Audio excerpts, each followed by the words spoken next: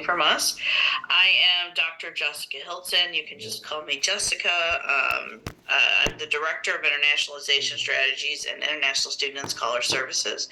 I am the primary designated school official for the institution. I've been in higher education for 18 years. 11 years specifically working with international students. That's when my life got so much better. And I've been with UMSL Global for over 2 years now, and I'm really happy to be with all of you tonight. Thank you. Thank you. So we want to know a little bit about you. So if you could use the chat box now and just type where you're from. Start us out. So Jessica threw it in there. Imperial, Missouri, St. Louis, Missouri. So we have someone from Nepal. All right, if you're sleeping out there, wake up and put in there from where you're from. Okay, Nigeria, another person from Nepal. Awesome. Another Nigerian. Haryana, India. Hyderabad, India. Awesome. I think that's mostly everyone. All right, thank you for sharing. Looks like we've got a good representation. Couple different countries with us today, so, oh, sorry, my cat wants to make an appearance in the presentation. All right, well, thank you for sharing that.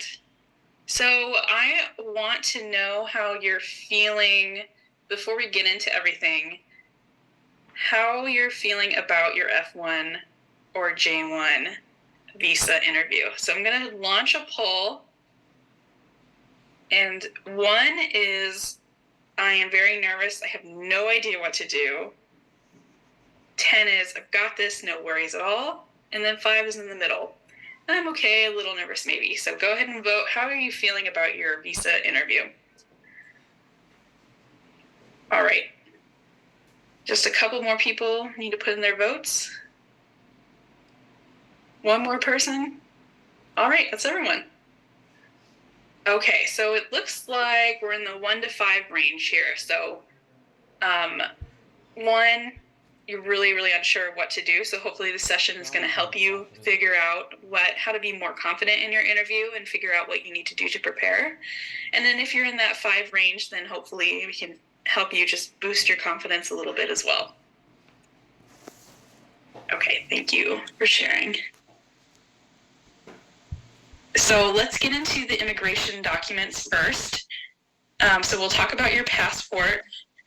Your passport must be more than 6 months from expiration before you step on the airplane.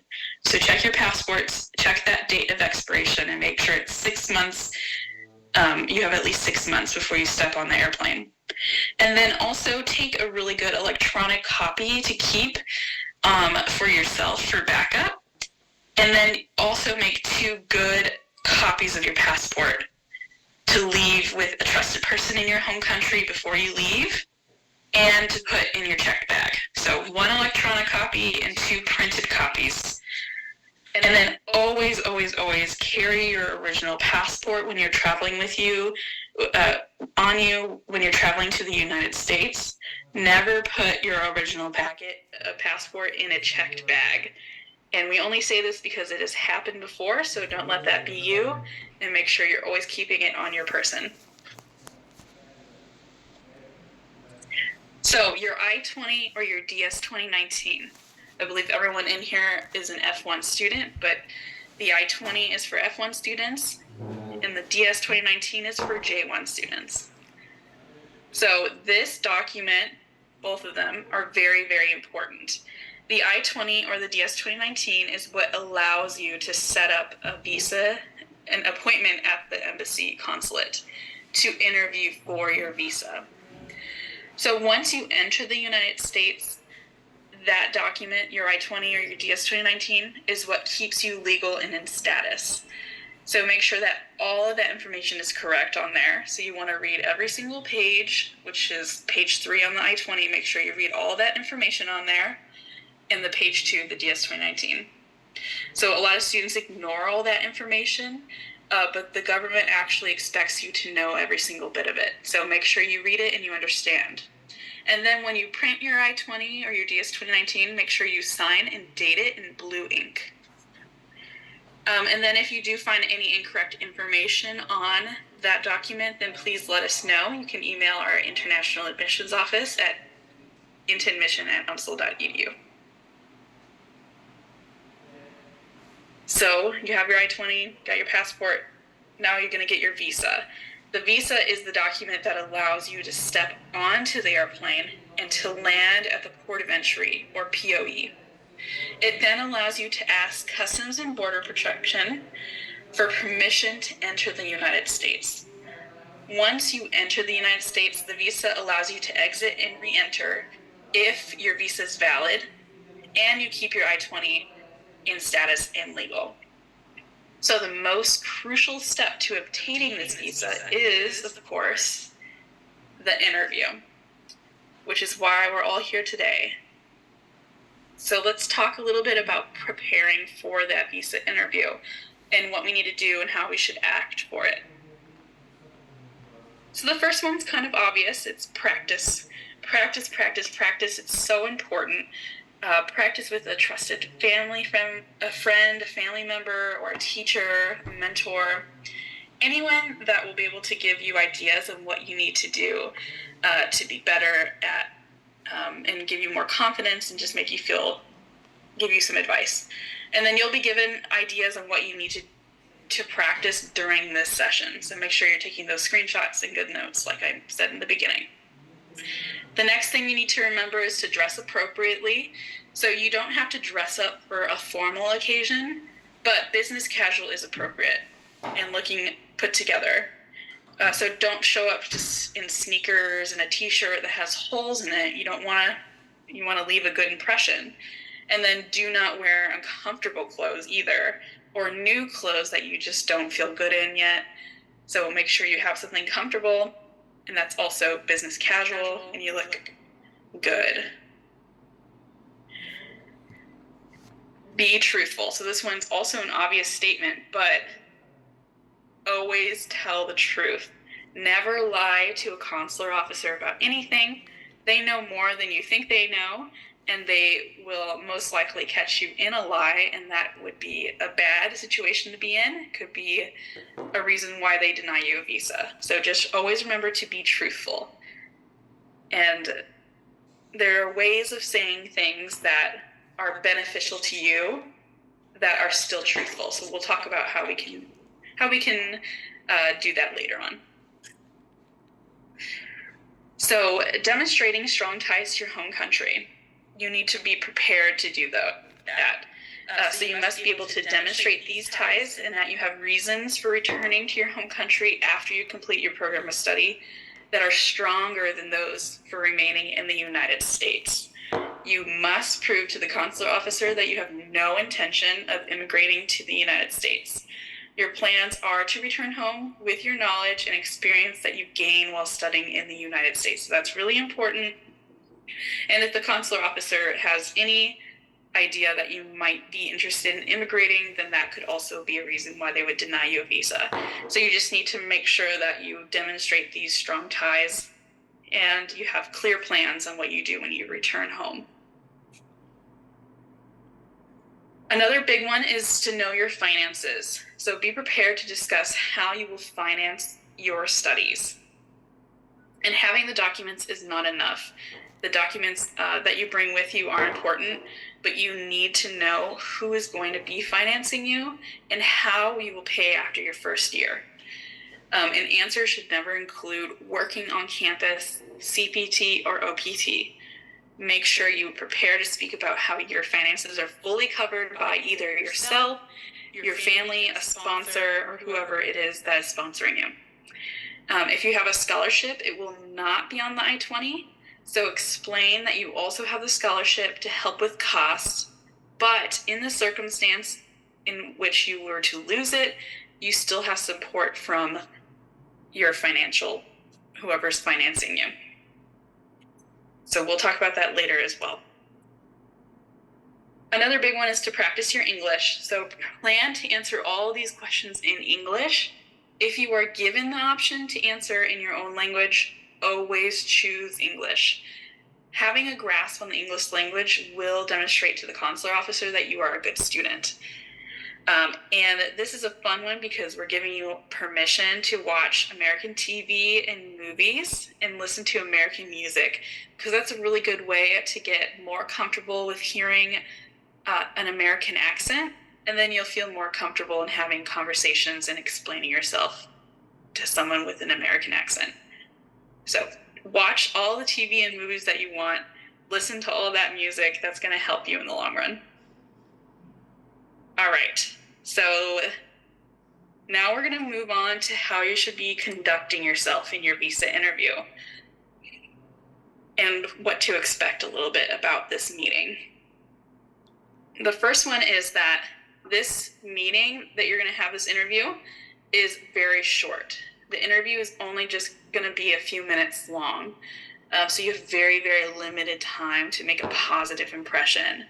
So you'll be called to a window with lots of people around, and we'll only have a few minutes to answer the questions to answer those questions that you're asked quickly. So it's basically like a government building. If you've ever gone to a government building where you have to get some sort of forms and stuff, you know how it is. People are rushed and they want quick answers, and it's a very brief and concise process. So that's what this is going to be like. So you need to be brief and concise in that situation. So keep your answers to the consular officer's questions short and to the point, but you do not want to be dismissive about it. So don't just answer yes or no.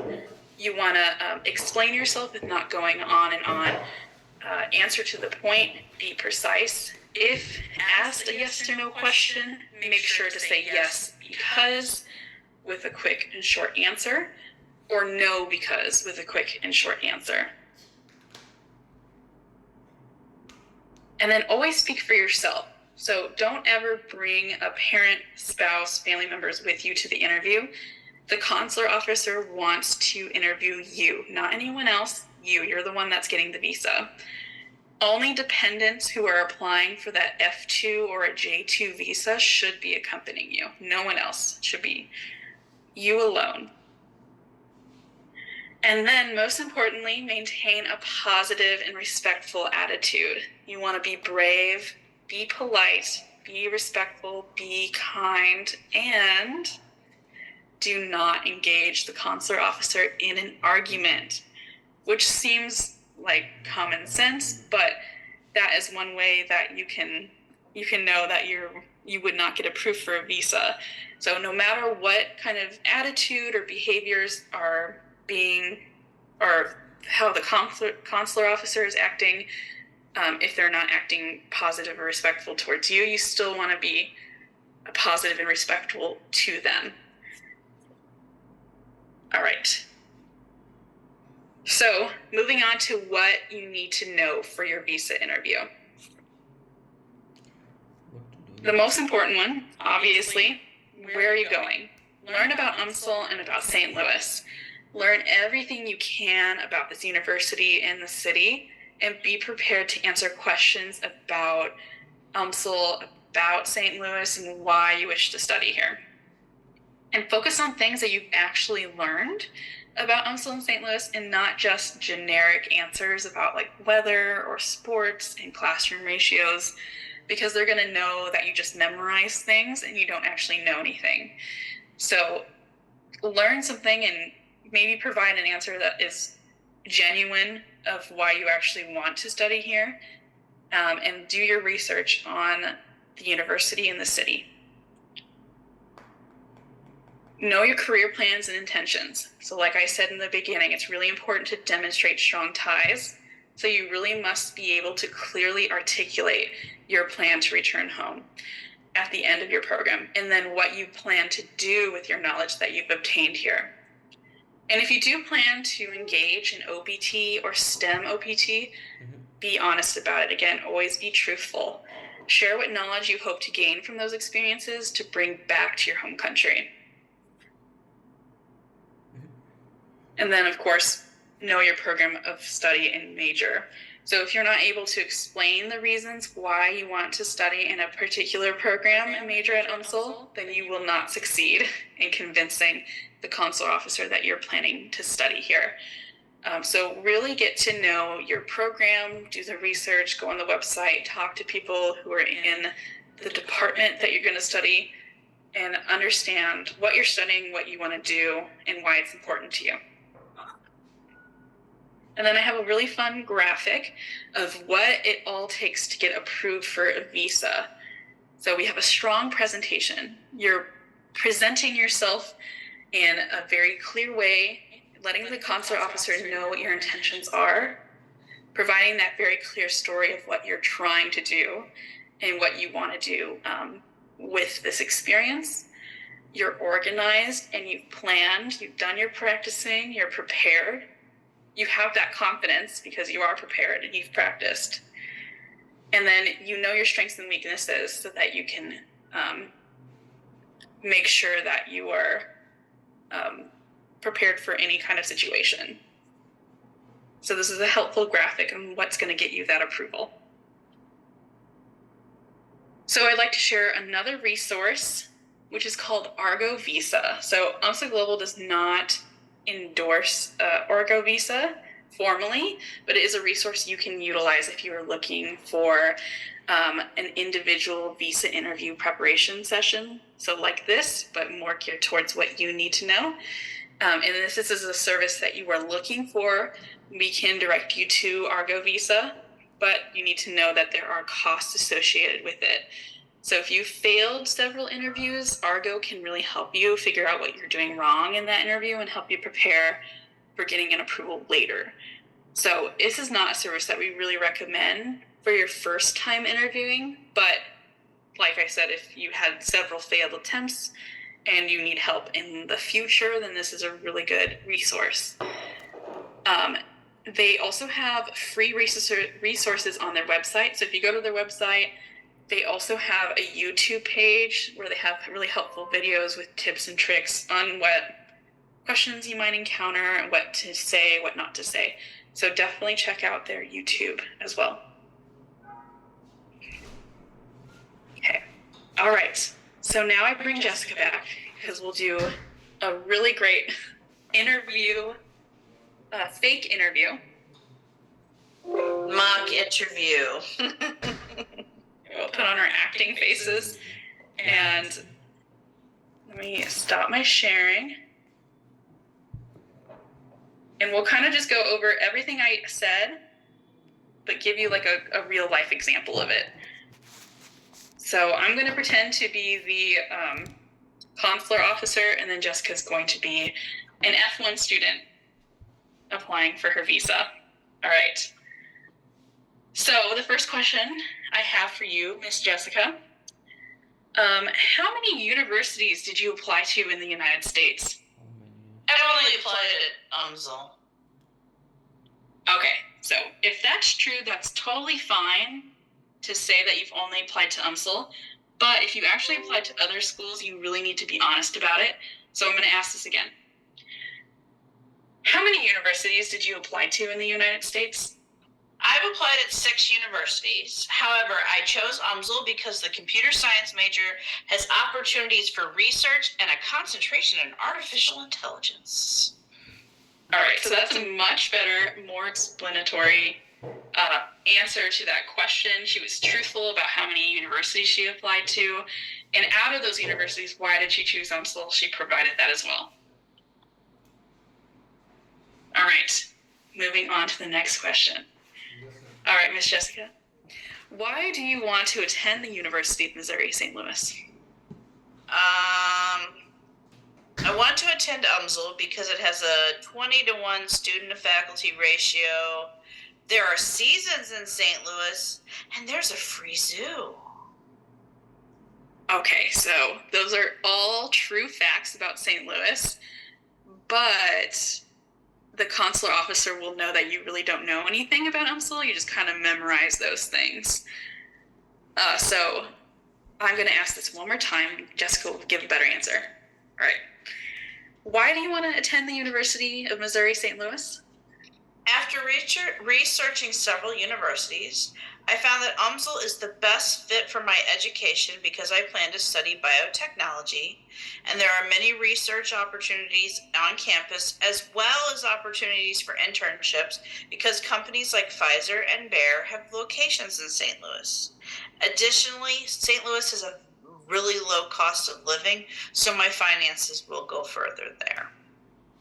Right. So that is definitely a better answer to that question of why you want to attend UMSL.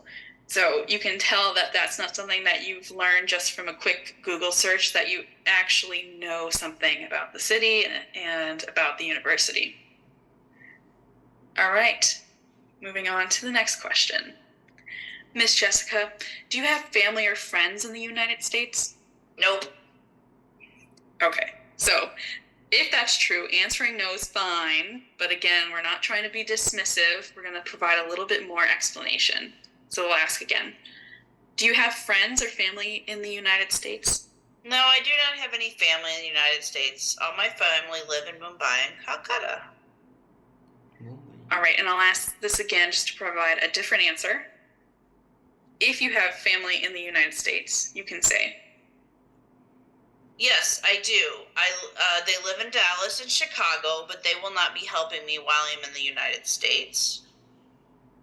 or yes, I do. My aunt and uncle live in St. Louis, and they will be letting me live with them while I study. All right.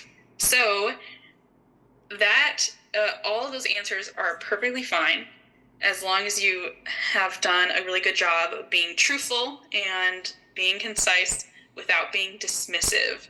So you're providing an explanation. Where's your family, and are you or are you not living with them? And they will find out, just so you know. We've had students who were denied visas because they lied and they said they didn't have family there, and the consulate officer knew that they did. So don't lie.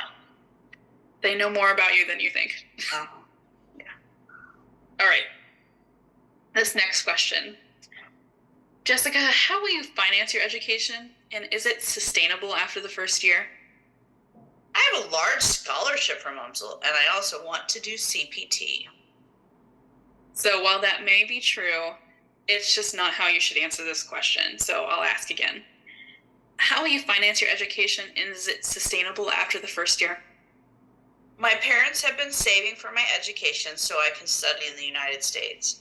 They both continue to work, and I will be able to continue to finance my education for the entirety of my program. I also have a nice scholarship from UMSL, but my family is able to support me even without the scholarship. So that's a really great answer to this question, and we do get quite a lot of students who want to know how you can say you have a scholarship without it being on the I-20. That is the answer right there. You want to say, I have financing to support myself, and I also have a scholarship, but if I were to lose it, I have the means to support myself without it. Okay, moving on to the next question. Jessica, what do you plan to study at the University of Missouri St. Louis? Chemistry.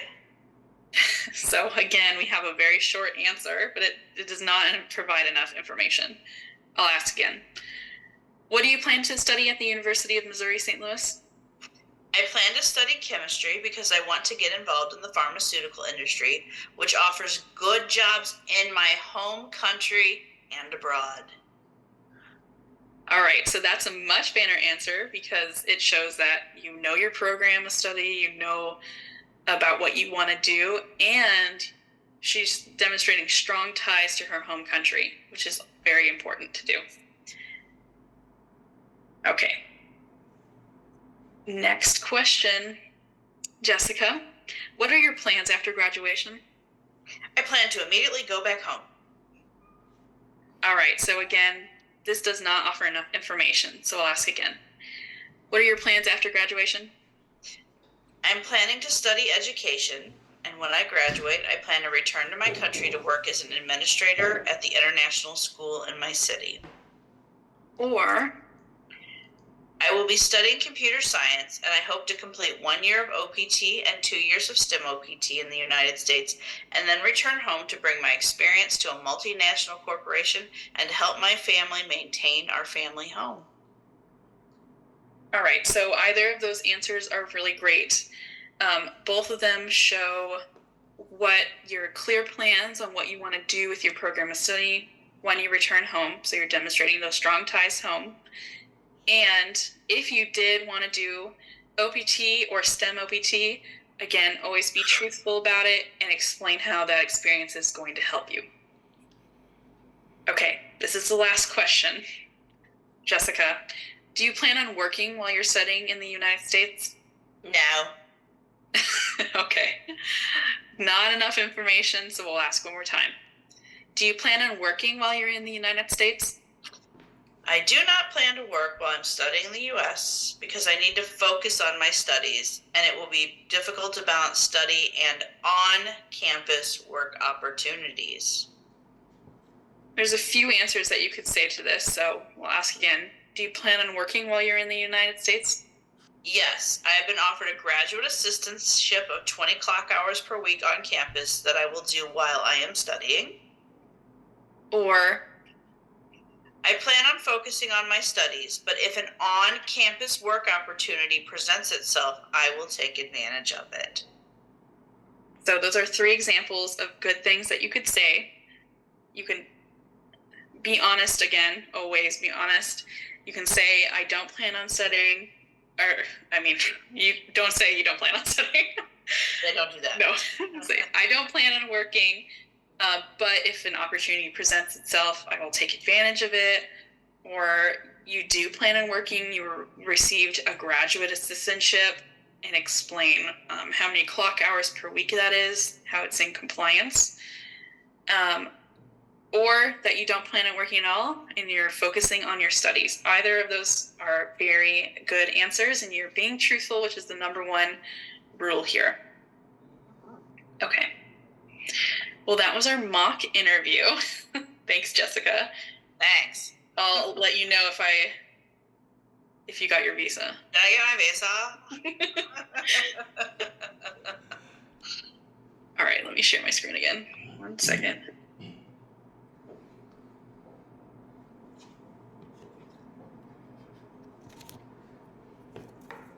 Okay, so these are the questions that we asked. So this is a really good slide to take a screenshot of, write down, because these are questions that you can ask when you're practicing with a friend or a family member or whoever. So make sure, I'll give you a second to take a screenshot of this or write these down so that you can practice these. Just give you a brief second. And these are just most common questions that are asked. You might encounter a similar question, and these are good things to know. All right, I am moving on, so make sure you get those pictures. All right, so these are some other slides coming up where you can take some more screenshots. Mark